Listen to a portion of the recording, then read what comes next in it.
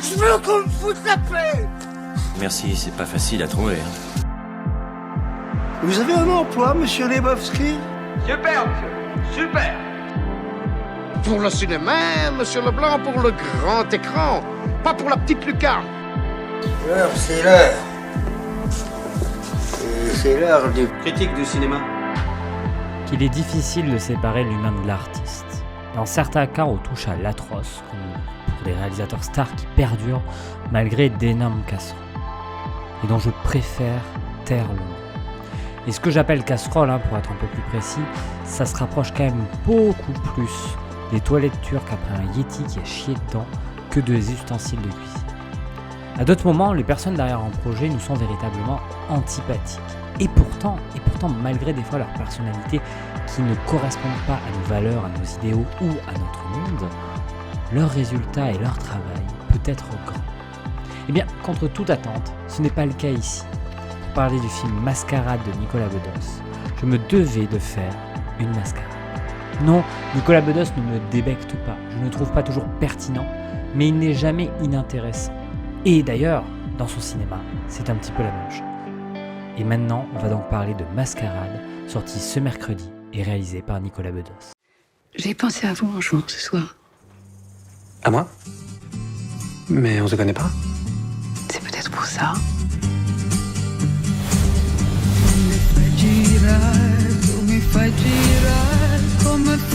On se voit tous les soirs, on s'appelle tous les jours, on dirait presque un couple. Moi je suis heureux. Bah, tant mieux, il t'en faut peur. Bon allez, il est tard, faut que tu partes. Et pourquoi? Elle va finir par te larguer si tu découches tous les soirs. Je veux qu'on habite ensemble, comme un vrai couple. Je t'ai observé avec les mecs, faut que tu rencontres le bon profil. Lorsqu'un jeune gigolo tombe sous le charme d'une sublime arnaqueuse, c'est le début d'un plan machiavélique sous le soleil brûlant de la Côte d'Azur. Les deux amoureux sont-ils prêts à tout pour s'offrir une vie de rêve, quitte à sacrifier celle d'une ancienne gloire du cinéma et d'un agent immobilier? Oui, déjà le speech ne rend pas forcément extrêmement hommage au film, en tout cas moi c'est une pensée que j'ai. Alors en dehors du fait que ça globalise bien cette idée de Côte d'Azur, brûlant, etc., on ne voit pas trop ce qui s'y passe. Et je ne vais pas trop vous en dire parce que l'intérêt aussi se fait dans la découverte de celui-ci. Pour ce qui est de la création autour de la genèse du projet, il faut savoir déjà que j'ai envie de faire un petit speech sur qui est Nicolas Bedos, parce qu'à l'origine, c'est absolument pas un cinéaste. Il est tout d'abord un fils d'eux, puisque son père n'est autre que Guy Bedos, le célèbre humoriste. Et après être un fils d'eux, il n'est pas du tout non plus cinéaste. Il est d'abord dramaturge, en écrivant 4 pièces. Il a après été auteur de livres à succès, scénariste à la télévision, et aussi forcément, et c'est surtout pour ça qu'on le connaît en bien, mais aussi un petit peu en mal, chroniqueur à la radio ou à la télévision. Mais en 2017, il décide de passer le pas et de sortir son premier film, Monsieur et Madame Aldelman. Viendra ensuite une reconnaissance un petit peu plus large avec le film La Belle Époque, et cela se terminera par un duo de 2 films ces 2 dernières années, 2 films extrêmement différents, puisque d'un coup, il y a le 3e volet de la saga OSS, donc lui qui essaie de démystifier un mythe, et le film dont on va parler aujourd'hui, son œuvre qui est sûrement la plus personnelle, Mascarade. Et pour moi, au niveau de comment j'ai découvert Nicolas Bedos, cette filmographie, je l'ai découvert vraiment comme un jeu de hasard. Je n'ai toujours pas vu en fait à ce jour son premier film, et le deuxième, je l'ai découvert par chance. Je m'explique. J'allais au cinéma ce jour-là, je ne savais absolument pas quoi voir. J'ai regardé un petit peu par-ci par-là les différentes affiches qu'il y avait devant le cinéma, et il y avait celle de La Belle Époque. Alors pour visualiser les affiches, c'était au cinéma Pathé Bellecour à l'époque, et on les voit en assez petit, donc je n'ai pas du tout vu en dehors du nom de Doria Tillier qui m'a percuté. Je n'ai rien vu d'autre, ni le réalisateur, ni les autres acteurs. Et vu que l'affiche m'a vraiment emporté, enivré, quelque chose d'intéressant, j'ai eu envie de découvrir le film, donc j'ai pris une place et je l'ai découvert. Et ce qui est vrai, c'est que le film m'a complètement enivré. J'ai eu quelque chose, une sensation d'aboutissement assez folle à la sortie de ce film, et j'ai trouvé ça incroyable. Je rentre chez moi, je googlise un petit peu le tout, j'essaie de savoir un petit peu plus sur le film. Qu'est-ce que je vois? C'est Nicolas Bedos, et du coup, j'ai eu une autre vision du personnage. C'est un personnage que je n'appréciais pas énormément, mais j'avais pas de vraie débectation sur lui, et j'avais vraiment envie de découvrir le reste. Alors pourquoi j'ai pas vu le premier? par manque de temps et par oubli de temps en temps, mais j'étais très curieux de voir ce qu'il allait faire avec OCS. Et bon, certes, c'est inégal, mais c'est très très loin du navet que certains peuvent vous vendre, et il y a même des choses qui sont assez intéressantes dedans. Donc, quand on dit que Mascarade va sortir, j'ai très très très envie de le voir, et franchement, je ne suis pas déçu de ce que j'ai pu voir. Pour ce qui est donc du film, le projet initial il est quand même assez simple. Bedos, dans ses années de dramaturge, a écrit un livre qu'il n'a jamais publié. Et ce livre, c'est quelque chose de quasi autobiographique sur son début de vie adulte. Un début de vie adulte en tant que gigolo sur la Côte d'Azur. C'est un livre qui est extrêmement secret pour lui. Et au final, il décide de le faire passer au cinéma parce qu'il pense que ce livre est mieux adapté à un format cinématographique qu'à un format en fait littéraire. Et paf, voilà Mascarade. Bon, après, il a quand même fallu un tournage à Nice en 2021, une projection hors compétition en 2022 au Festival de Cannes, et de bonnes critiques, plutôt des critiques assez intéressantes autour du film. En tout cas, la presse est plutôt bonne. C'est un peu plus mitigé sur le reste. C'est un film qui ne laisse pas indifférent. Et je vais vous lire donc une citation qui est pour moi ce qui caractérise le mieux ce film. C'est une citation de Yann Lumholt. Mascarade est un spectacle de style hollywoodien qu'Hollywood ne saurait sans doute pas faire. Mascarade est un film noir résolument solaire, et la citation introductive du romancier William Somerset Maugham le définit parfaitement. Un lieu plein de soleil pour les gens louches qui cherchent à se mettre à l'ombre.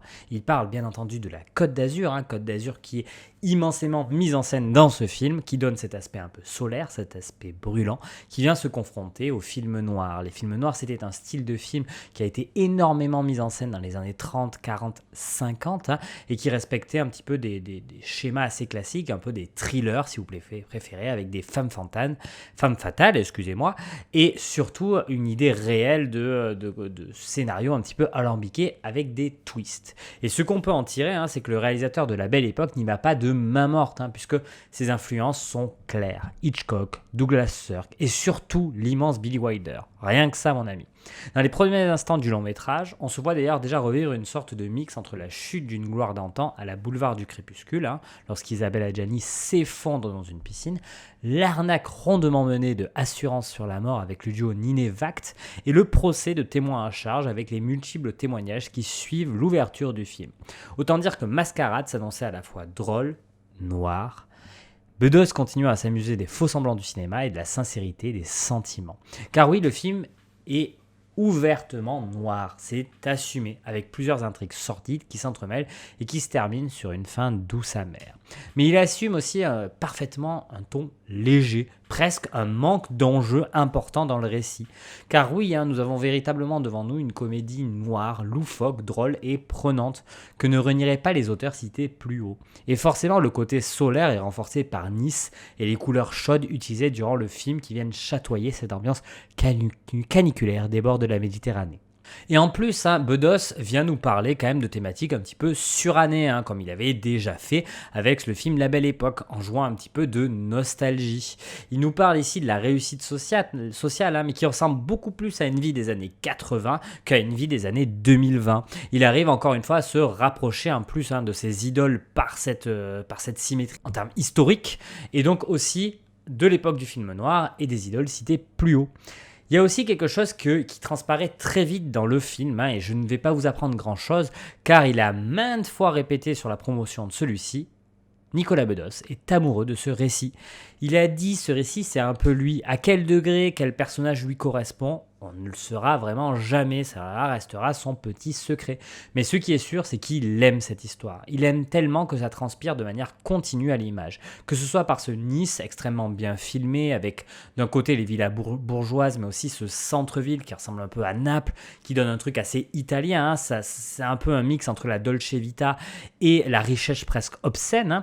Et c'est aussi par ces personnages qui ont tous le temps d'avoir une partition, ce qui est assez rare, c'est-à-dire que chacun peut développer son personnage, développer ses sentiments, développer sa psyché, et c'est extrêmement intéressant.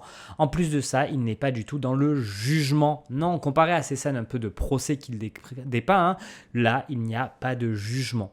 On sent le besoin de parler de chacun et de parler de chacune des choses de ces personnages, mais absolument pas ni de les condamner, ni de les juger. C'est même plutôt le contraire. Il justifie presque chaque acte. Et pour exemple, le personnage de Martha, qui nous est montré comme le plus antipathique, plein de biais nous donne à penser que cette femme est une femme clairement broyée par la vie, que ce soit au niveau professionnel, où elle le dit ouvertement qu'elle se faisait vomir pour tenir sa taille de guêpe, mais aussi au niveau personnel, où la méconnaissance d'elle-même est telle qu'elle devient actrice parce qu'elle ne veut pas connaître ses véritables parents. Et clairement, on voit qu'il y a des traumas refoulés au point d'en faire clairement des choses mauvaises les autres, de maltraiter les autres personnes. Bedos, on le sent qu'il aime ce personnage et il veut pas l'incriminer. Au contraire, il justifie constamment le comportement de cette personne et en réussit grâce à ça l'exploit de lui donner de l'humanité. Oui, ce film quasiment loufoque par moments rend humain ces personnages et ce jeu d'équilibriste entre grandeur et décadence donne toute leur profondeur aux différents protagonistes présents à l'image. Et d'ailleurs, quoi de mieux que pour faire ce type de choses-là, pour mettre en valeur des personnages, que de prendre la crème du cinéma français pour interpréter parfaitement cette partition. Marine Vact qui arrive parfaitement à être imperceptible, Pierre Ninet en naïf se transformant en prince déchu, Cluzet en homme perdu qui en fait un tout petit peu trop, mais qui nous permet de montrer en fait son aventure comme quelque chose d'exceptionnel, et Adjani qui joue quasiment son propre rôle à merveille et qui certes en donne trop, mais qui colle parfaitement au personnage et qui montre que sa vie est une mascarade. Et même chez les rôles un petit peu plus secondaires, on a le droit à du très bon. Emmanuelle DeVos en femme abandonnée qui est géniale, et surtout Laura Morante en femme détruite qui se relève tout petit à petit et qui va tout détruire sur son passage. C'est un casting qui est merveilleux, tout marche à merveille dans ce casting et franchement c'est beau. En plus de ça, au visionnage de Mascarade, on a une forte impression que Nicolas Bedos s'en prend un peu à tout le monde, ce qui est quand même l'une des pierres angulaires des travaux du monsieur.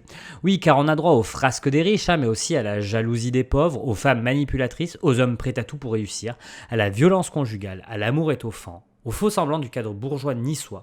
Il montre au final toute une complexité du monde et de l'humain, par le personnage surtout de Ninet, qui a un rôle habituellement plutôt attitré aux femmes, dans l'idée où c'est un gigolo. On a plus l'impression de voir des femmes jeunes qui sont avec des vieux monsieur dans le cinéma plutôt que l'inverse. Et d'ailleurs, celui-ci est un peu traité des fois de manière féminine, et c'est assez intéressant d'avoir un renversement des rôles. Mais cela donne une véritable humanité au long métrage. Certes, celui-ci est une vaste blague, une mascarade, mais à beaucoup d'instants, il permet de montrer à l'écran une chose rare, l'humain. Et l'humain est au centre du récit de Bedos. C'est même souvent difficile de savoir si on aime ou non tel ou tel personnage. Et je pense que c'est voulu, car dans la vie, on évolue. On a tous eu des amis qu'on a perdus et on a aussi tous eu des personnes qu'on a perdues et qui reviennent. Le film l'évoque extrêmement bien. Les gens font des erreurs et le prisme d'attirance envers les gens qui change et qu'en même temps toi tu changes, et bien ça je trouve que c'est extrêmement bien mis en scène dans ce film. Alors oui, il y a aussi des fioritures, des émulsions de richesse, un film qui est certes profondément divers, mais surtout humain et capable de donner pour chaque personnage de multiples facettes, à la fois complexes mais aussi extrêmement belles. Et il y a une autre chose qui est importante de parler au niveau de Mascarade, c'est que je pense qu'il a un petit aspect méta. Oui, il rentre clairement dans le monde du méta.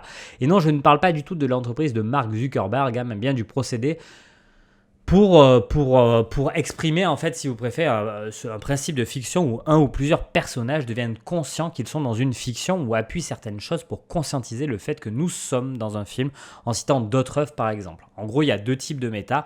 Il y a un méta type Fleabag, House of Cards ou Deadpool, où carrément on va briser le quatrième mur. Alors, le quatrième mur, c'est une notion de théâtre où, si vous préférez, la personne va directement parler au public. Là, c'est pareil, la personne va parler directement au spectateur. Ou on a quelque chose d'un peu différent où c'est plus de la citation méta, comme dans Scream, Freddy 7 ou Last Action Hero, où là, on va conscientiser d'être dans un film, voire même des fois avoir des mises en abîme comme dans Last Action Hero, c'est-à-dire un film dans un film. Et donc les personnages sont au courant qu'ils sont déjà dans un film. Je sais, c'est un petit peu compliqué. En gros, l'idée du méta, c'est des citations très appuyées pour dire bonjour, on a les mêmes références, on a les mêmes choses.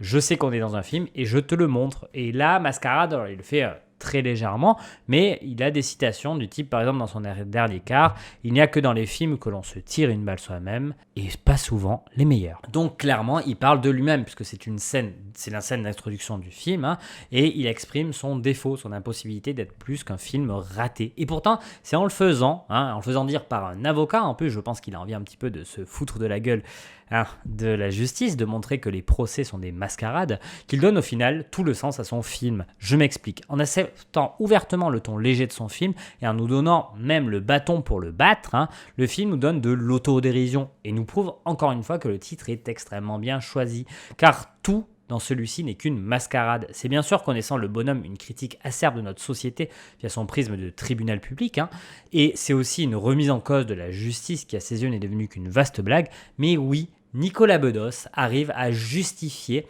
certaines erreurs de son film, et je trouve ça extrêmement beau. Certains diront que c'est de la branlette intellectuelle, peut-être, chez moi, ça a fonctionné. Donc oui, ça n'enlève pas le ton léger, les envolées lyriques loufoques, le trait toujours poussé un peu trop loin du long métrage, mais ça a le mérite d'être justifié et d'être une véritable volonté de son auteur. Certains ne verront que l'impossibilité d'éviter ses propres défauts, et d'autres, comme moi, une manière de détourner certains codes en offrant une autre vision. Les deux ont raison, les deux ont tort, et c'est là la beauté du cinéma. Et donc si je dois te donner une dernière raison de pourquoi tu dois voir ce film, et bien parce que c'est un film qui personnellement a réussi à m'envoûter, car j'y vois une véritable perfection scénaristique. En effet, le défi n'était pas simple à relever, mais Mascarade arrive à nous perdre dans les méandres des possibilités infinies de compréhension de l'histoire. En effet, vous ne serez jamais réellement le fin mot de celle-ci. Vous aurez une conclusion qui va réussir à un certain aboutissement des différentes taglines du film, mais vous n'aurez que des suppositions sur le pourquoi du comment. Et surtout, vous ne saurez jamais ce qui fait partie de la mascarade et ce qui était réel. Et c'est véritablement ce qui c'est cette poésie, cette envie de raconter quelque chose qui est tellement difficile à raconter, qui est simplement en fait une histoire humaine, qu'on arrive à avoir des questionnements sur quelle est la bonne possibilité. Et quelle était la chose que voulait nous donner le film. Chacun aura sa réponse et je trouve ça encore une fois sympathique et ça laisse une latitude au spectateur que je trouve très appréciable. Et puis il utilise à outrance un autre procédé qui s'appelle le fusil de Tchekhov, c'est-à-dire selon les mots de Tchekhov, supprimer tout ce qui n'est pas pertinent dans l'histoire. Si dans le premier acte vous dites qu'il y a un fusil accroché au mur, alors il faut absolument qu'un coup de feu soit tiré au second ou au troisième acte. S'il n'est pas destiné à être utilisé, il n'a rien à faire là. Et là, en fait, il en met énormément. Et je pense qu'il y a des fusils de Tchekhov pour nous perdre. Et en fait, les fusils de Tchekhov sont autant une ligne directrice du récit qu'une ligne complètement déroutante. Et ça en fait quelque chose d'encore plus important puisque, encore une fois, il essaie de casser les codes. Il essaie aussi un peu de se foutre de la gueule du cinéma en utilisant des choses ultra connues du cinéma, ultra importantes dans le monde cinématographique, des codes, et de les retourner contre le spectateur. Puis sincèrement, il y a un rythme qui est incroyable, que ce soit en termes de rythme, de bouleversement, d'évolution des personnages et des intrigues. Je dirais même qu'il y a chez Nicolas Bedos une peur profonde de l'ennui, corrélée à une volonté farouche de tenir éveillé celui qui a fait le déplacement jusqu'à la salle de cinéma. Et moi j'y crois vraiment, le récit me donne envie d'y croire. Et quand j'entends que c'est semi-autobiographique, j'y crois encore plus. Non, sérieusement, l'écriture de ce scénario est pour moi véritablement grandiose et donne une structure immense à des acteurs immenses qui ne pouvaient aboutir qu'à un grand film. Et je vais même terminer en disant que pour moi, Nicolas Bedos, après ses 4 films, est devenu un véritable auteur.